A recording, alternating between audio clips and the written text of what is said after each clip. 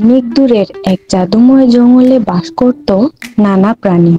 হরিণ, বানর, খরগোশ, হাতি আর পাখিরা সবাই মিলে সেখানে খুব সুখে ছিল। কিন্তু একদিন সেই শান্ত জঙ্গলে হাজির হলো এক ভয়ঙ্কর জাদুকর সিংহ। তার চোখ ছিল আগুনের মতো লাল আর গলায় ছিল এক জাদুর লকেট।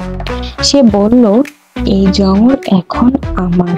প্রতিদিন এক প্রাণী আমার খাবার হবে, নয়তো আমি জাদু দিয়ে সবাইকে পাথর বানিয়ে ফেলবো। সবাই ভয় পেয়ে গেল, কাউকে কিছু বলার সাহস রইল না। একে একে প্রাণীরা প্রাণ হারাতে লাগলো। জঙ্গলটা যেন কান্নার জায়গা হয়ে উঠল।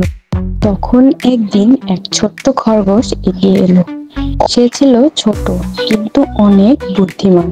খরগোশ সিংহের সামনে গিয়ে বলল, রাজাধিরাজ, আমি দেরি করেছি, কারণ পথে অন্য সিংহ আমাকে থামিয়ে বলল, এই জঙ্গল আমার।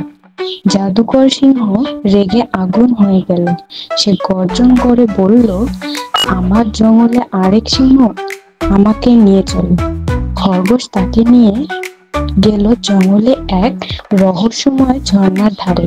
সেখানে পানি ছিল এত স্বচ্ছ যে নিজের মুখও দেখা যায়। খরগোশ বলল, এই যে ওখানেই আছে সে। সিংহ তখন পানিতে তাকিয়ে দেখলো সেখানে এক রাগী সিংহ তাকিয়ে আছে। আসলে তারই প্রতিচ্ছবি। সে গর্জন করে পানিতে ঝাঁপ দিল, ভেবে সেই তার শত্রু। কিন্তু তাতে সে পানিতে পড়ে গিয়ে ভয় পেয়ে পালিয়ে জঙ্গল ছেড়ে গেল। সব প্রাণী খরগোশকে ঘিরে ধরলো। সবাই খুশিতে নেচে উঠল। জঙ্গল ফিরে পেল তার আনন্দ, আর খরগোশ হয়ে উঠল জঙ্গলের বীর।